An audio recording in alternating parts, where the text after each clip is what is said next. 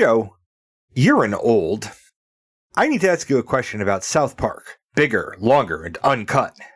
Is the question, can George go fuck himself? Because the answer to that is yes. Yes, George can go fuck himself. Calm down, Grandpa. I just have a question. If you want me to answer it, you might want to stop insulting me. Okay, Mr. Sensitive. Sorry. I just want to know, what do they mean by bigger, longer, and uncut? First off, George, you were 18 when this movie came out, so not exactly in preschool. Also, what does my age have to do with your question? Well, I figured back in the day this reference made more sense. Like, what's bigger, what's longer, and what's uncut? Well, what do you think? There's a full movie for a 30-minute TV show with all the dirty jokes uncensored. Bigger, longer, uncut. So it's not a dick joke? Of course it's a dick joke. The title is a double entendre. A double what? A double entendre. Don't you know what a double entendre is? Sure, it's when you have two entendres rather than one. What? What do you think an entendre is? It's when someone's on top of a woman named Sandra, right? You think two people on top of a woman named Sandra is a double entendre?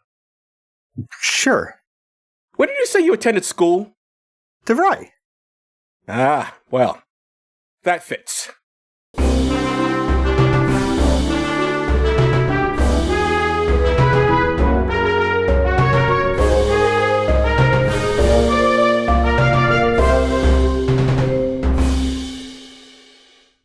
Welcome to Does This Still Work? The podcast is all movies and ass. Does this still work? I'm Joe Dixon. And I'm George Ramacka. And today we're discussing South Park. Bigger, longer, and uncut.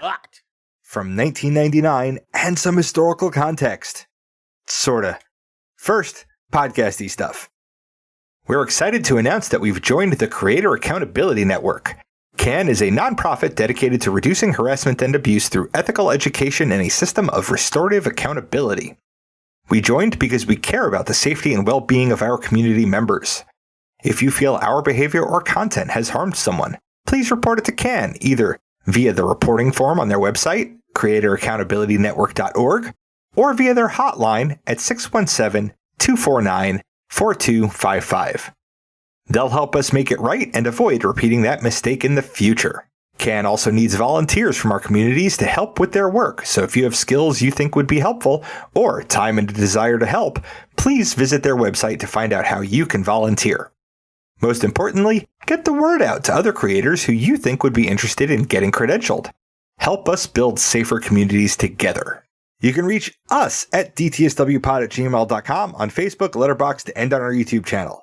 Joe is on Blue Sky at joedixon.bsky.social. Please tell your friends about us, even the ones who die every episode, and leave 5-star ratings everywhere. You can pick what we watch and get extra per episode content by funding us on Patreon for as little as $1 a month at patreon.com/dtswpod. Now, George, before you take us back to 1999, listeners, if you want to know between me and George which one is bigger, longer, and uncut, give $500 to the show. Was that too low or too high? Are you uncut? I'm not going to give that away. Okay. No, I'm definitely uncut. Oh, I'm definitely cut, so it would have to be Joe. Yeah. So find out which of us is bigger and longer. Just give the Patreon $500, simple $500, $250 each. You can see which of us has more inches. To be fair, I'll give my $250 to Joe anyway because he doesn't have a job right now. I'm not your whore. I don't want your money. All right, now George, that's not at all the implication there. If anything, you're our patron's whore. Now, George, take us back to 1999. That's a joke, by the way. I'm not showing you my penis. Ladies and gentlemen. You never said you show.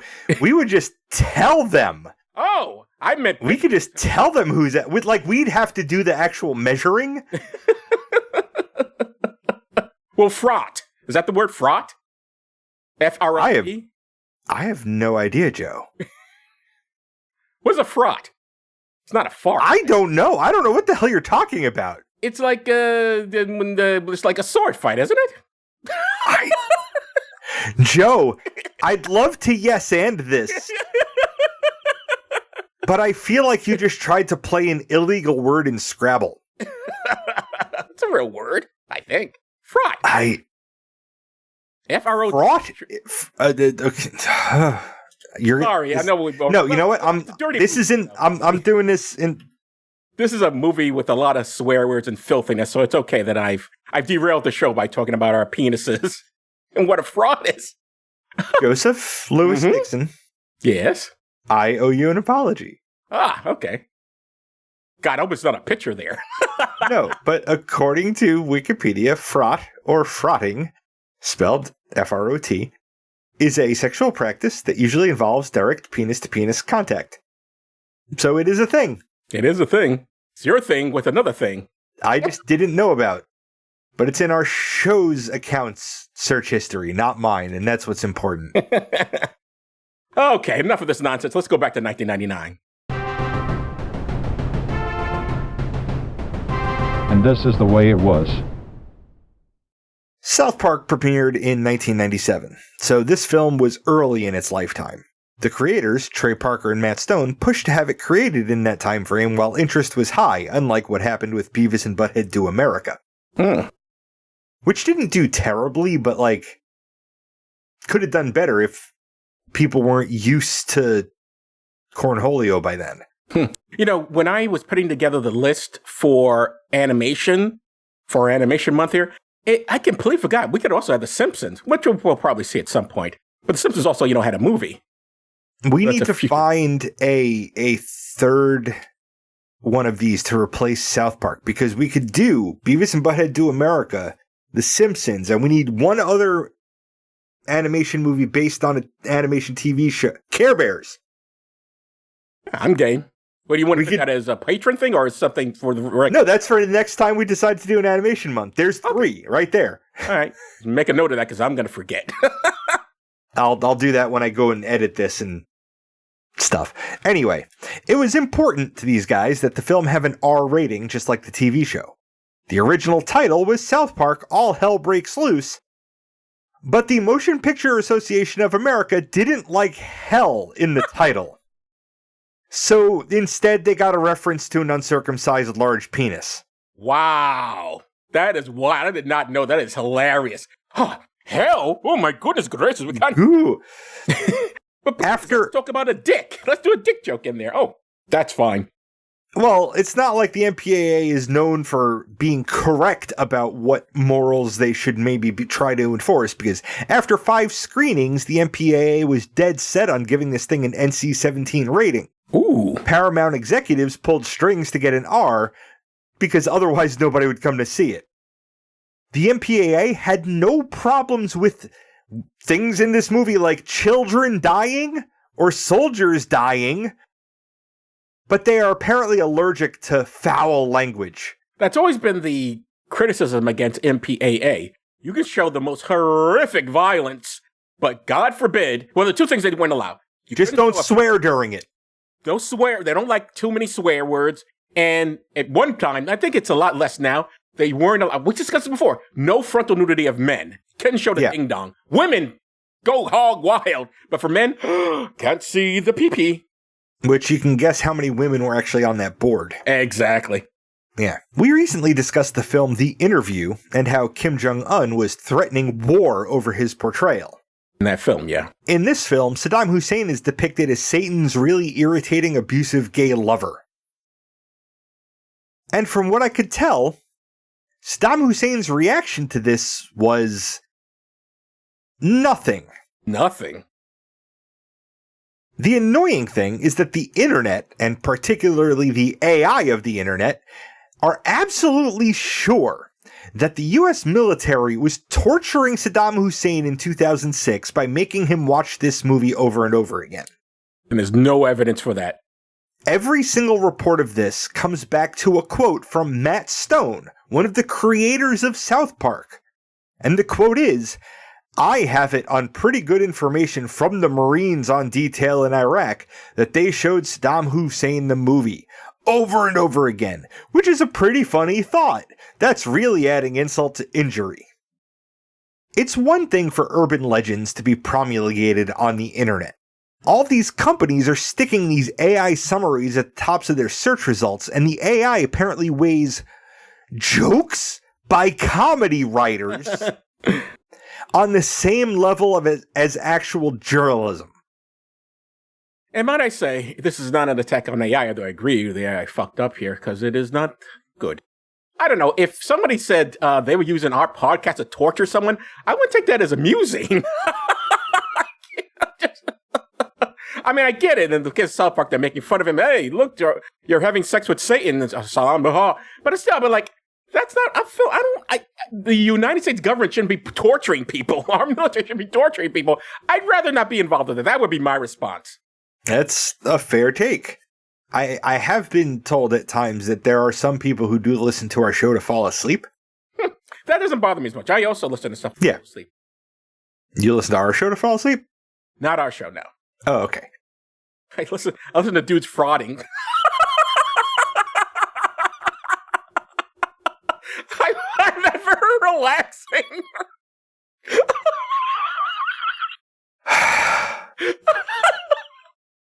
Oh, I'm going to be like this the whole show. Well, okay, Joe, let's talk about South Park, Bigger, Longer, and Uncut. Excellent. Okay. This is written and directed by the aforementioned Trey Parker. And I've seen his work in Orgasmo and Cannibal the Musical. And I've seen his work in Team America World Police. It was also written by Matt Stone, who I also know from Orgasmo. And I also know from Team America World Police. Also written by Pam Brady, whose work I saw in Hamlet 2. And I've seen her work in Team America World Police. Do you remember Hamlet 2? I don't remember Hamlet 1, Joe. Hamlet 2 is a movie that, jokingly, there's this horrible actor, and he's trying to get notice, and so he decides he's going to do a sequel to Hamlet. And of course, people are outraged by it. I remember it being mildly amusing. Sorry, Pam. Not one of your stronger efforts, I'm sorry. Alrighty. So blurbs, IMDb says, when Eric Cartman and his friends go see an R-rated movie, they start cursing and their parents think that Canada is to blame. All right. Stan, Cartman, and Sane are voiced by Trey Parker. And I already mentioned his previous credits, and I also seen him in Basketball. Kyle, Kenny, and Saddam Hussein is voiced by Matt Stone, who I've also mentioned his previous credits, and he was also in Basketball. Leanne Cartman, Sheila Broflansky, and Sharon Marsh are voiced by Mary Kay Bergman. And both George and I have heard her in The Iron Giant. And I've seen her in Super Mario Bros., the 1993 one, and heard her in Beauty and the Beast, The Hunchback of Notre Dame, Hercules, Mulan, and Toy Story 2. I am apparently a Mary Kay Bergman fan. She, shall I bring down the room by telling you whatever happened to poor Mary? Oh, I feel like you have to now. Yes, unfortunately, she decided to kill herself shortly after the movie came out. It had nothing to do with the film. It wasn't a commentary. Her suicide wasn't a commentary on her work in the film. She'd go like, "Oh my God, what was I starring in?" Bam. No, she had she had depression and other various medical issues, and she had terminal depression. Yep. Decided she wanted to end it all, which is sad. She had a lot of talent. That's a shame. Well, lately we've been covering films for this podcast where the plot is pretty simple, and that's the case here. This cartoon, which is based on the South Park TV series, features a bunch of children going to see an R-rated movie starring their favorite comedy duo. The duo are Canadian comics who engage in crude, foul-mouthed humor. The kids mimic the language and behavior of said comedy duo, including lighting their farts, which kills Kenny, one of the children. If you've never seen South Park, Kenny used to die every week. It was a running joke.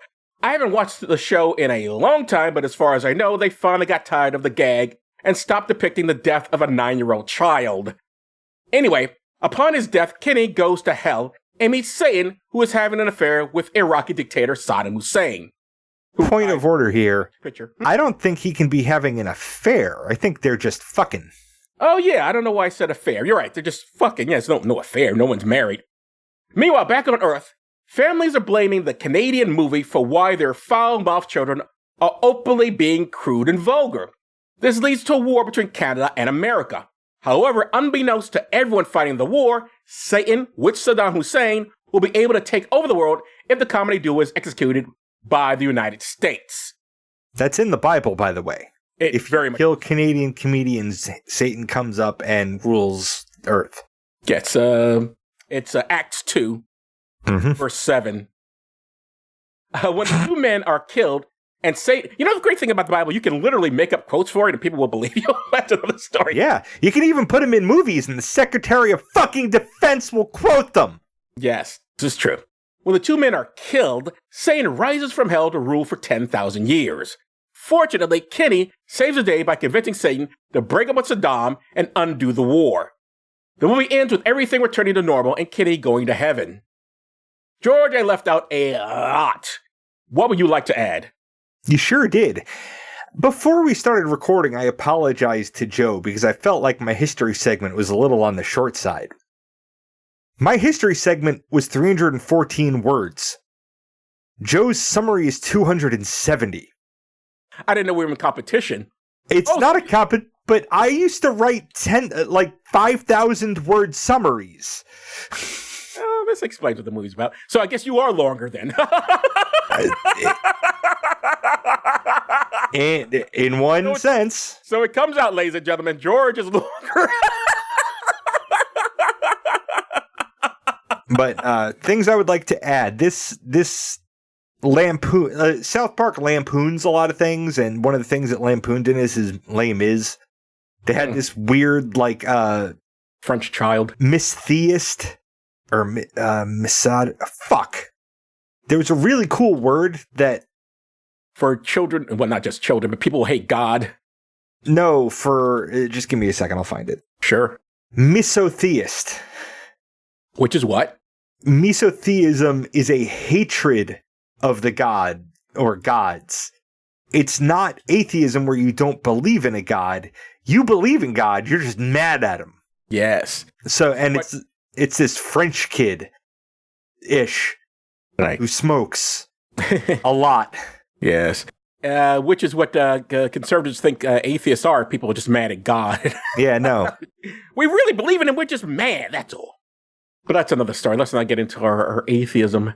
But let's get into discussion of the show. Sorry, the movie. Yeah, so there's that kid. There's the pump fake with Winona Ryder. Oh, yes. Where you think she's popping ping pong balls out of her vagina, but no, she's hitting with a paddle and calling it her ping pong ball trick. Yes, but they make her look like she's laying down to do it, so it looks like it's going to be coming out of her, but in fact, she is using the paddle. Yep. No, there were... I'll give it. There were moments in... this movie was funny. Yeah, I laugh. There are moments in it that they do a lot of references to people, and there's only one person who I don't recognize, and I don't think most people recognize today. Now, that's going to be one of the questions I have for you. But yeah, in terms of how the film is structured, in terms of bringing in real people to make fun of, pretty much, I mean, we still know who we all know, right? I can't say the poor woman's name. We still know who she is. Bill Gates gets shot in the head. We still know who he is. And Bill Clinton is still around. Both he and Bill Gates were on Epstein Island, which is ironic. Too bad they didn't know that at the time. That would have been a good joke. But yes, that's most of their references still work. But there's just one person they bring up a lot and even do a song about that if you're done, I will ask you about. Go for it. Okay. This movie makes a lot of jokes about Brian Boitano. Do you remember who? Brian Boitano. Boitano, excuse me. Brian Boitano. Yes, I was aware that he was a Canadian figure skater. I had no memory. Did you look that up, or did you just know when they... No, I knew that. I was trying to look up before my parents split up, my dad used to, we'd sit down and we'd watch the Winter Olympics. Mm-hmm. So I knew who he was. in just in the abstract of that. The funny thing is, they don't, like, when you lampoon somebody like that, you don't actually have to get their permission.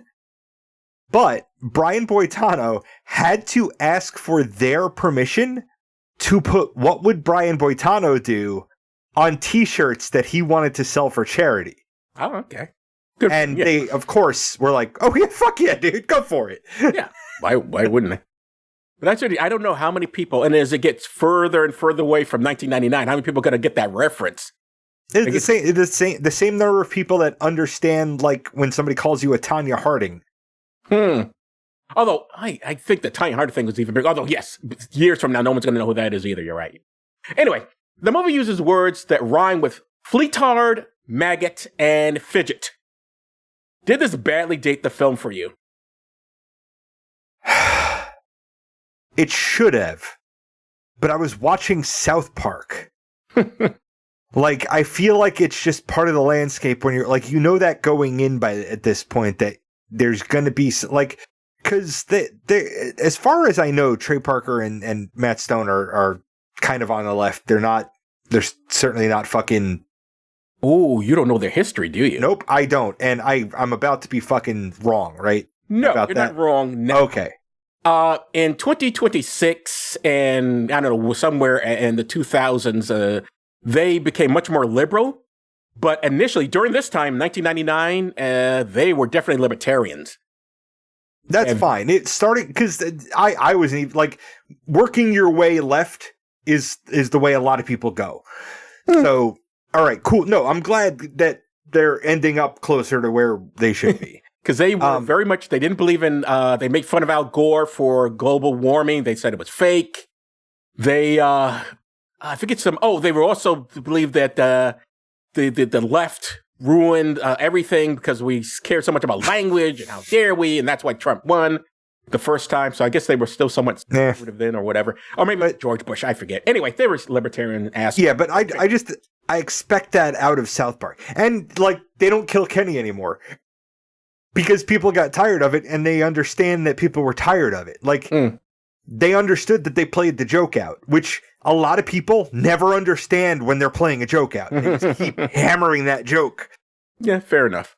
All right, watching this film in 2026, how funny is the idea of America going to war with Canada? It was funnier when it wasn't a possibility. Because there was a part of me that believed that Donald Trump couldn't actually start a war because the military would be like, fuck you. No, just fuck you. This is stupid. There's no tactical reason for us to say yes to this. And unfortunately, reality did that thing that it does whenever Donald Trump is involved, and it was like, hold my beer. Yeah. So the joke of going to war with Canada over over misplaced outrage, no longer impossible. It was unthinkable in 1999. The very idea that us were fighting with. I mean, that was the joke. That's part of the joke. It's like, come on, invading Canada? No, we would never do that. Well, never underestimate America. Yep. Where were you politically and spiritually when this film came out? And did you connect with it at the time? Well, you say you didn't see it, right? No, I didn't watch the movie. I watched some of South Park when I was in high school, and I caught glimpses of it, throughout the thing. But in 1999, I was an evangelical conservative. So why were you watching South Park? Wasn't it offensive? I wasn't. Like, I was doing that in high school because I wasn't supposed to be. Like, I very specifically remember somebody... Though. I very specifically remember somebody bringing, like, a South Park VHS to watch in our hotel room when we were on a band trip. No, you kids thought you were being awfully naughty watching this movie or this TV show. Is your evangelicalism why you became a father so early? You refuse to use condoms? Because that would be a sin. A premarital sex. For me to refuse to use condoms would have implied that somebody suggested to us that we do. The issues, such as it was, didn't come up. No, it didn't. Certainly wasn't on your mind. We all know what you were thinking. All right, what do you got for me? You were in your 30s when this came out. Did you relate to it, or did you age out of the jokes? I enjoyed the film when it came out. I thought it was very funny. My favorite joke in the film was the, I guess throwaway line is the right word for it. Anyway, when Chef goes like, have you ever heard of the Emancipation Proclamation? And the general says, I don't listen to hip hop. I thought it was hilarious. I could not stop laughing. That was very funny. Oh, and the whole Operation Human Shield. Yes. Followed by Operation Stand Behind the Darkies. Like, a little on the... so we can't actually say that Donald Trump's command of the military is doing that because he's just getting rid of all the black people. So... Not putting this in front. Not putting it in front, he's getting you out of the way entirely, which... Indeed. If he's going to put people in useless wars where people are going to get died for no reason... Maybe he's doing a favor? That's a silver lining. A silver lining, yeah. So you lived through Bugs Bunny cartoons, to The Simpsons, to Beavis and Butthead. Where does South Park fit into that milieu? Before South Park, I was already aware that cartoons could be adult. I mean, I never saw it, but I was familiar with Fritz the Cat, the first X-rated cartoon where the cartoons are having sex. I'd heard of... I don't know if you ever heard of these things called Tijuana Bibles. These were comic books that showed adult content like Popeye having sex with olive oil, that sort of thing. And they made Tijuana, so that's why they were called Tijuana Bibles. I mean, I don't know where the Bible came in. Well, blows me. It just blows me. She just blows me. Yes, and the spinach was early Viagra for him. Mm-hmm. But yes, it was not shocking. Where does South Park fit in? Made sense. I'm surprised it made it to television. Now, granted, it was on Comedy Central, so not broadcast television. So I guess it shouldn't have surprised me. I'm shocked that it's still on, that it's lasted this many years. I did not think this thing had those sort of legs. That is a surprise. Yeah, it is. The shocking thing about South Park is longevity. It is still happening. That's amazing. It's an adult cartoon. So, yeah, for adults. The depiction of Saddam Hussein is very late 90s. Did his relationship with Satan seem like sharp satire or just a random joke? This is obviously pre-legalization of gay marriage. So we acknowledged that this country acknowledged gay people existed, but we still didn't want to give them full rights. I don't know. Even back then, I didn't feel this is so much sharp satire as it was, hey, he's gay. Now, it's not, they're not making necessarily fun of gay people in this. I'm not saying homosexuality is bad and awful, but it also isn't saying it's good, because it's just, I shouldn't say good, but you know what I mean? It isn't normal, okay? Well, only Satan and Saddam are gay. There are no other gay. I guess there's this teacher who may or may not be gay. And also Big Gay Al. Big Gay Al, who I guess is gay, but very effeminate gay, very stereotypical. So I could even argue that South Park was kind of showing that, like, even gay people deserve to be in healthy relationships by showing that it was an incredibly toxic relationship. True. The problem the problem wasn't being gay. The problem was that Saddam Hussein was an asshole. Yes. Right? But I think random joke fits better because we already hated Saddam Hussein. Yes. It cost us nothing. It cost them nothing to poke fun at Saddam Hussein. Yeah, we'd already gone to war with him, and there was always sanctions. We had to look up whether this picture was banned in Iraq, and it turns out there was sanctions. So all films were banned, all American films were banned. I think if they wanted to risk something with it, like, because the joke was there was no risk to it, and that's the what kind of bothers me about it. Like, they could have targeted Billy Graham or Pat Roberts. Like, they could have targeted some fucking insane evangelical and made him Satan's gay lover, because that would have really pissed people in this country off. True. I agree with that 100%. Yeah, it was for lack of a better word, it was a cheap shot. You know, it's very easy to make fun of Saddam. It's not as easy to make fun of people in this country. True. Especially like, a Billy Graham, or even our own president, one of our presidents going to hell, and and having sex with Satan. They wouldn't have dared. So, no, I agree. Bill Clinton or anybody. leaves a stain on a blue dress that Satan's wearing.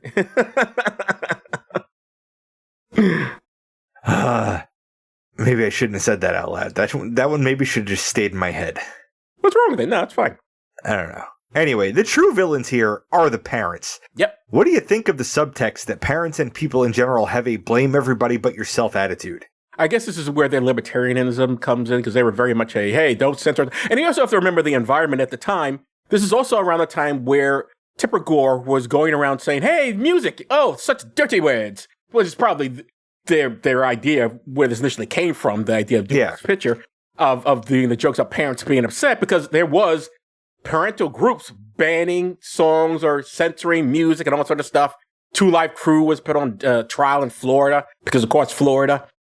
So, yeah, I mean, the subtext here about the parents, it's still true today that people would rather blame something. And I take this only just so far because we do live in a society, and I do think we need to look out for each other as a country if we wanted to hold together and thrive. But at the same time, there is in terms of the culture, in terms of movies and TV, there is a certain amount of, hey, I didn't like that, and therefore you shouldn't like it either. I didn't want this movie to be released. You shouldn't get to see it. And that's still with us, yeah. This also really puts a spotlight on that whole, you can justify anything in this country if you say you're doing it for the children. For the children, yes, that's also a big thing, yeah. Like, as long as you say the words for the children somewhere in there, or imply that you're doing this for the safety of the children, you can murder children for the children. Yeah. Because that's happening in this country right the fuck now. We are murdering children for the children. Yeah, it's not even an exaggeration. Look what's happening to the trans children. Yeah. We have hell, we'll send bombs overseas to blow up children, but we love the children so much in America. We love them so much. We're pro-life, don't you know? Yeah, so the blame everybody but yourself attitude is still with us, and so it's hard to, why would I fault them for that? They were dead on. And it was a real thing in the culture then, it's still there today. So, I think that's your last question for me, right? Yep. All right, so let's get into it. Does this still work? Yeah. South Park, it's its own ecosystem. You know what you're getting when you sign up for it. And I feel like it is a weird kind of safe space for a lot of the shit that we don't put up with elsewhere. And I think as such, this movie was when it was at its rawest. And it's a good encapsulation of it being at its rawest. So I think it still works. Yeah, I would agree. I think it still works. The jokes are most. It was funny. Yeah, I still laugh at most of the jokes. Not for nothing, it was also a musical. Yes. And the songs were good. Like they weren't shitty songs. They put effort. They had a real composer do this shit. Like it worked. They are definitely musical fanboys. That's why they put out God, what is the name of their musical? Book of Mormon. Book of Mormon, yeah. Which is also still playing. These guys have longevity. Still on Broadway. But yeah, that's why they put out the Book of Mormon. They love music. Mm-hmm. They're musical guys. Yeah, I agree. It still works as a film, still works as a musical. In fact, one of the songs got nominated for an Oscar, and it was sung by Robin Williams and a bunch of other people at the Oscars during its nomination. Yeah, it still works. Well, we've been really kind to films like that, haven't we? A lot of it still works. Yeah, but we have our runs of it. Yes. It's not that we're getting softer or anything. It's just the movies that we're coming across, we're coming to that judgment on. And we've never made any, put off any airs that we have anything like credentials or a consistent rubric of metrics by which we judge things. It's all very subjective. Yeah, that's true. And when you say soft, you mean flaccid, right? I don't not mean that. George, what's up next besides us? Next week, we will be... I'm sorry. Go ahead. Next week, we'll be talking about a very different cartoon. One of my favorites, An American Tail from 1986. Is it spelled that Tail? Yes. Oh, I thought it was Tale. Nope. All right. Because it's about a mouse, Joe. No, I get it, but still, it's weird that the tail is a mouse tail, I guess. I don't know. Unless this is a dirty movie. About American Tail. A movie about anal sex. Here is an excerpt from that movie. When I was but a lad, I lost my true love fair. A calico, he caught us by surprise. In a flash of teeth and fur, her tail was all he'd left of her. 'Neath the heather, my true love lies. Oh, that's depressing. By the way, are all our cartoons going to have music in them? I just realized that. It seems to be a theme even more than just animation. It's like musicals. I don't know. When have we did a straight musical where it's just humans in it? I don't think we have we? I think also all our musicals have been cartoons, Akira. Oh, no. Rent. We did Rent. Right, Rent was an actual musical. But for cartoons that we've done, Akira. Akira was the only cartoon so far, right? No, because we did the Triplets of Melville, but that was... Oh, that's right. Was that one wordless? No. No. But I think they had music in that, Triplets too, of Belleville. Like, I feel like that was all music, too. Yeah, I think that had music in it as well. I forgot about that. Yes. They like to put music in their animated things, yeah.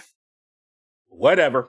All right, so next week, American Tail. George knows that film better than I did. I've never seen it, and it's one of my favorites. It's going to be, I really hope you like it. Yes. Well, you know how much I love American Tail. Yes, I do. I guess that's it for this episode.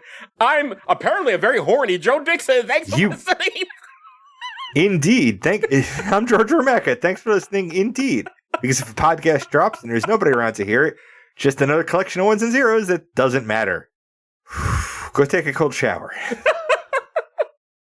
It's just looking at your face. It gets me so ranty. You've been listening to Does This Still Work? Produced by Joe Dixon and George Romaka. This content is CAN credentialed, which means you can report instances of harassment, abuse, or other harm on their hotline at 617-249-4255 or on their website at creatoraccountabilitynetwork.org. The hosts can be reached via social media, email, or the contact page at dtswpod.com. Be good to yourself and others, because that still works.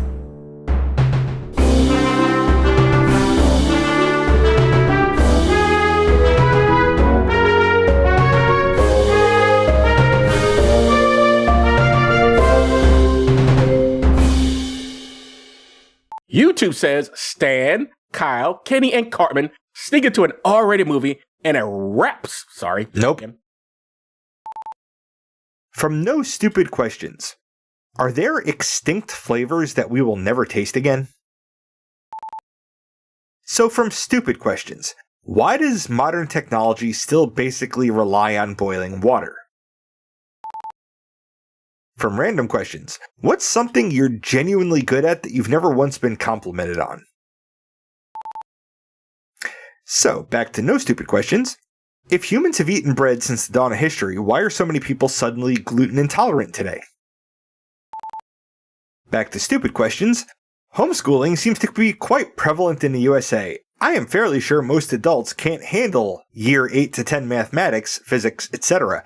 Our education's just at a lower standard than other places in the world? This is a softball for you, Joe. And finally, random question. If you could hear one voicemail from your future self, what would you actually want it to say?